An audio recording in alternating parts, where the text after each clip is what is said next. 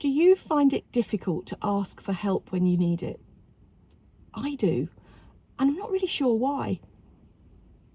I do remember my grandparents not wanting to ask for help. It was about not wanting to lose independence or to admit that they're getting older.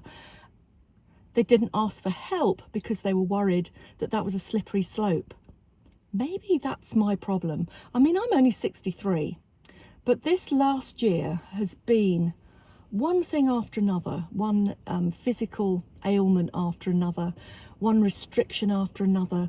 And quite honestly, at the moment, I feel more like 93 than 63. It's wearing, isn't it, when we have these times where things go wrong. Now, I'm catching a plane on Sunday, and I've had to contact the airline to ask for assistance to get to the plane. Now, I don't know about you, but I find that really, really disempowering. And I mean, it's crazy. If I had broken my leg and I had my leg in plaster or something like that, I wouldn't think anything of it, would I? I don't know if they'd let me on the plane with a leg in plaster, but so I have this problem with my foot, which was actually caused by sitting in a plane on this journey back in November. So I've had problems now since November, and it's now the end of January. I finally got a diagnosis of Achilles insertional tendinopathy. And it's a silly thing, it really is, but I can't stand for more than half an hour without then suffering for hours afterwards with pain. And it's still swollen and inside, and it's still difficult to manage. And I just don't think that I can stand in the queues and then walk the miles that you have to walk through an airport to get to the airplane, and then sit in economy where you don't have much room for your feet anyway, for 26 hours of travelling. I'm really dreading it. But I did swallow my pride and ask for help. I learnt before Christmas, I went with my daughter and her family to Blenheim Palace, to the Christmas exhibition and the light trail around there. Absolutely beautiful experience, freezing cold, but beautiful. We walked around this light trail. It must have been 2 miles long. And by the end of it, I couldn't walk. And the steward said, "Oh, do you need a wheelchair?"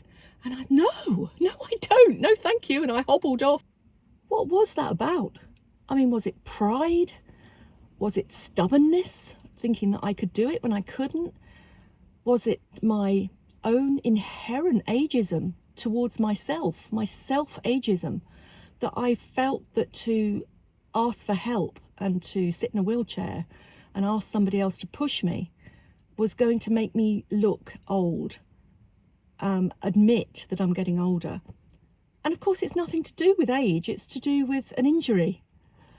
So, I don't know. I need to give myself a shake, don't I? Give my head a little wobble and pull myself together.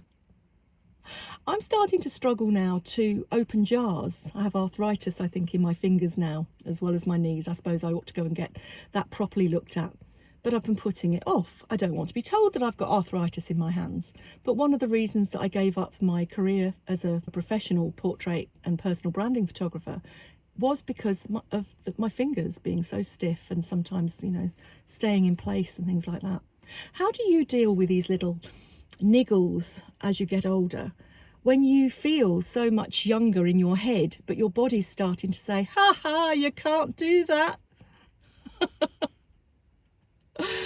I find it quite difficult. And while I always look for the good in growing older, and there is a lot of it, the good news about growing older, there's also, let's face it, some pretty annoying things that happen too. And I'll be really interested to know. Do you find it hard to ask for help? And how do you square that with yourself? That's me for now. Take care. See you next time.